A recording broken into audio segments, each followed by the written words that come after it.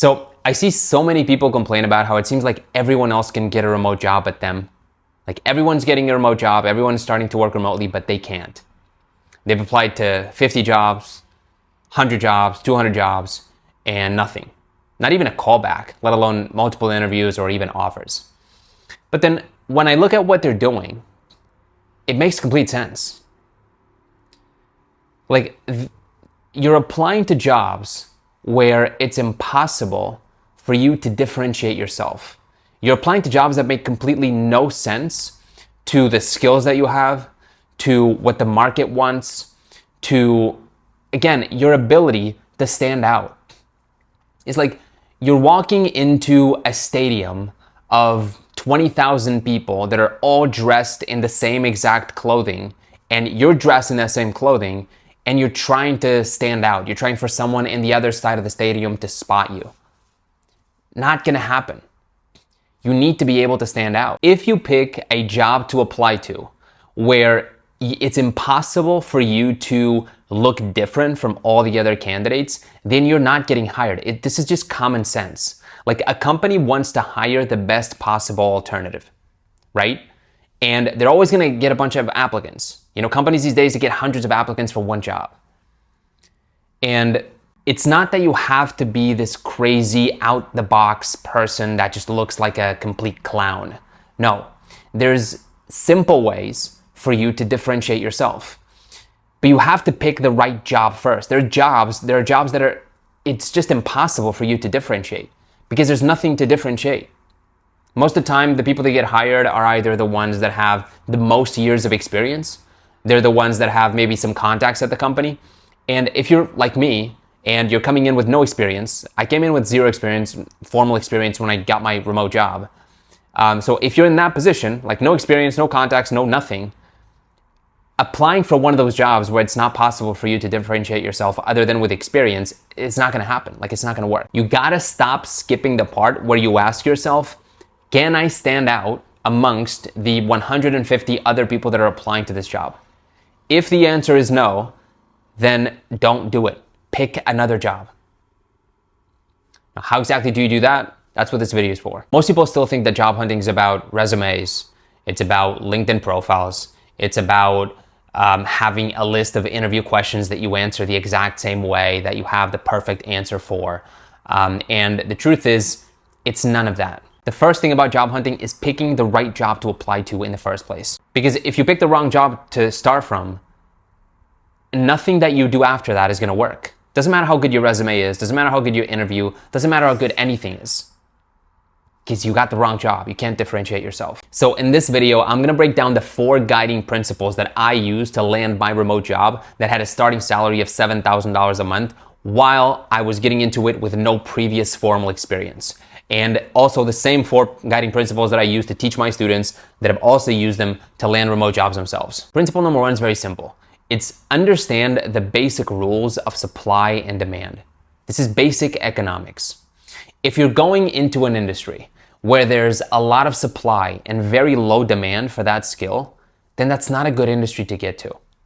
Obviously, if you're going into an industry where there's very little supply and a lot of demand, that's a phenomenal industry to get into. But there's a third aspect to this, which is an industry that appears to be saturated, that appears to have a lot of supply, but most of that supply is shit. Like most of that supply is really low quality agencies professionals. One of the two.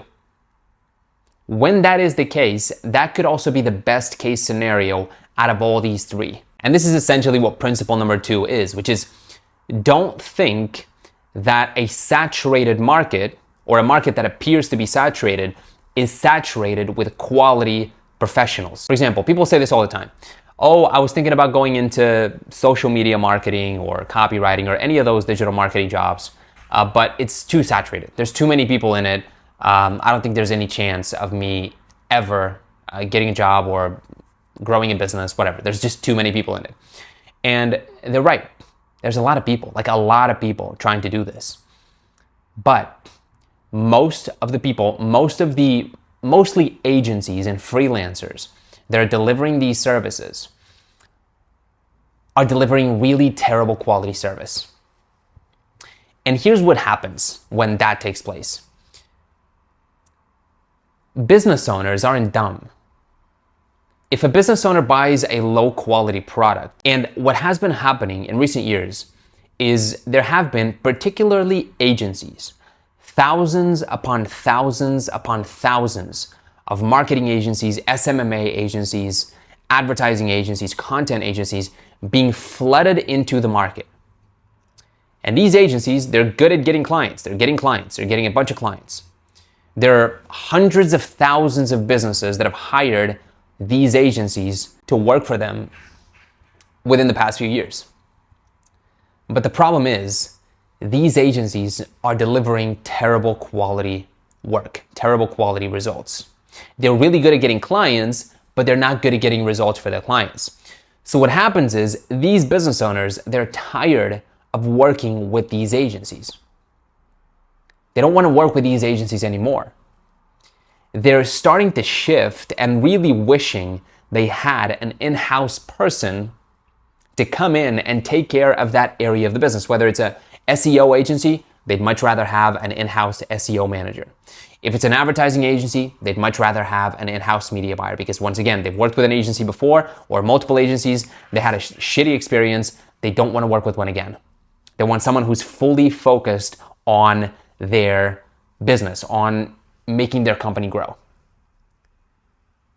So this is how the high supply and high demand, but the high supply is shit supply, can be a really good thing for you if you really notice the opportunity and you're willing to put in the work to actually become good at one of those skills and become a better alternative to the shit supply that exists in the market. It's not hard at all to stand out.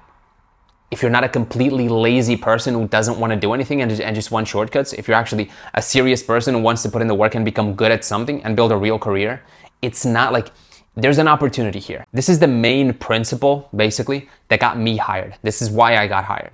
It wasn't because I was smarter than anyone else. It wasn't because I was, I had more experience than anyone else. Absolutely not. It's because I was able to notice this in the market and position myself as a better alternative. So that's principle number 2.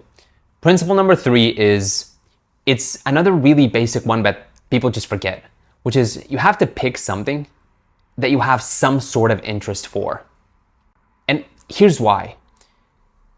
People forget that in order to get a remote job, people think that a remote job is like a fake job. Like people think that, working at the office, being an accountant, that's a real job. But getting a remote job, it's kind of fake. It's kind of easy to do. It's a hack to life. It's not. It's the same thing. It's a professional career. You need to be a professional. You need to be good. And what does that mean? It means that if you want to get a remote job, you need to acquire a valuable skill. A valuable skill. A skill that the market values. And if the skill is valuable, it means it's hard to acquire. Like it takes time, dedication, and work to acquire it. And so if you pick something that you have no interest for whatsoever, like if you hate, let's say, if you hate writing, right? Let's say you hate writing and you pick copywriting as a skill. What are the odds that you're gonna give up way before you get to the point where you've developed the skill of copywriting so that you're able to get a remote job? 100%. You're gonna give up. You're human. So the basic thing here is look at something you have some interest for. It doesn't have to be your passion. Don't go all the way to, I know people talk a lot about passion and there's a lot of different opinions. My opinion is you don't have to do what you're passionate about, but you do have to pick something you have some interest for. Because that passion, that love, and when I picked advertising, I went into media buying. When I picked it, I wasn't passionate about it. I didn't even love it. I just had some natural interest for it. I didn't know much about it, but I was interested in it. And over time, I liked it more and more as I became better and better at it. But I was only able to become better and better at it and become really good because I had that natural initial interest for it. Because if I didn't, because of how difficult it was, I would have given up midway through. Because once again, I'm just a human. So that's principle number 3. Principle number 4 is you have to pick something that is easy to quantify your value. For example, to give you my example, I'm in advertising, I'm a media buyer. It is extremely easy for the boss, the company owner, to go into the analytics and see how much revenue, how much money, what are the numbers? How much money did our media buyer generate for us last month, directly or indirectly? It's very easy for them to do that. So it's much easier to land a job where it's easy to quantify your value. It's not just easier to land a job, it's easier to keep the job and not lose it. Obviously, for as long as you're good at what you're doing. Like if you're in a position where it's very easy for the company to see that you're generating, let's say 5x your salary in annual revenue, why would they get rid of you? It's not happening. So it's good for both getting the job and then keeping it and having that peace of mind. It doesn't have to be advertising. It could be, there's a lot of different things. It could be SEO. It's pretty easy to measure your results. It could be copywriting. It's pretty easy to measure conversion rates, and then from conversion rates, you can extrapolate revenue. It could be social media management. It's really easy to see the sales that are coming from social media. It could be marketing management in general. It's not as direct, but a company is still very much able to go into their analytics and see, okay, what is our marketing manager bringing us? So there's a lot of different things, a lot of different skills, but there's some that are like, it's almost impossible for them to quantify, and they still need that person. They still need to hire someone for that position. But it's not going to be as easy for you to sell yourself in an interview, for you to differentiate yourself in an interview, because you're just going to be, you're kind of a commodity. Like, don't go into commodity jobs. Go into jobs that are actually valuable and easy to quantify for the company. So that's principle number 4. Now, here's a bonus principle that I just thought of. You want to position yourself, like, I know this is obvious, but because of all the internet gurus and online business vibe that everyone is into, like everyone is into building an online business, and people are in that state of mind when they're consuming content on YouTube, especially. So a lot of the times they come into a job interview with the mindset of a vendor, of a contractor. They don't come into the job interview with the mindset of, I'm going to be an internal part of your team. I'm going to be an integral part of your team too. And there's a lot of people, you'd be surprised how many people come into job interviews thinking, not really realizing that this is a job. It's not a business. That this is going to, like, you're going to be doing this, you're going to be dedicating yourself fully to this company. And that's what the company wants. So, and that a job applicant that comes into the interview with that vibe of, I want to work for this company, I want to be an integral part of your team, it's not that common anymore. Even though, like, it seems obvious that people would do this, they don't. I've seen this over the years. So put yourself in the mindset of, I'm going to be an in-house person for you. Thinking about your potential employer that you're in the interview with or applying for. I'm going to be an in-house person. I'm going to be an integral part of your team. It's going to make a big difference that I'm dedicated just to you instead of 50 other clients. Especially for these kinds of digital marketing roles, it's really important that you put that idea across. It can make a big difference. Now, if all of this is resonating with you, I have a full 6-month program where I walk you through step by step how to go from 0 to landing a remote job as a pro in-house media buyer if you're looking to get a remote job. Obviously, I teach media buying because that's the skill that I have, so that's the skill that I can teach. If you want to get into other skills like, SEO, copywriting, etc., I'm sure there's other programs that are good quality, but this is what I teach. It's one of the skills that, obviously, I'm biased, but I believe it's one of the best opportunities right now to become an in-house media buyer. So if that's something if this has been resonating with you and it sounds interesting, click the link in the description and check out the program. Now let's recap the whole strategy. So first of all, are you going into a market where there's either low supply and high demand, or a lot of low quality supply and also a lot of demand? That's the first thing. You have to be one of the two. Make sure it's one of the two. Then, are you picking something that you have some interest for? Once again, it doesn't have to be your passion, but you should have some interest for it so you avoid the likelihood of you giving up midway through trying to acquire this skill. Then, are you going into a job where it's easy for the company to quantify your value? and to not want to lose you, and to also be more likely to hire you if you can show that value, because it's then going to be much easier for you to actually be able to show the value because it's easy to quantify.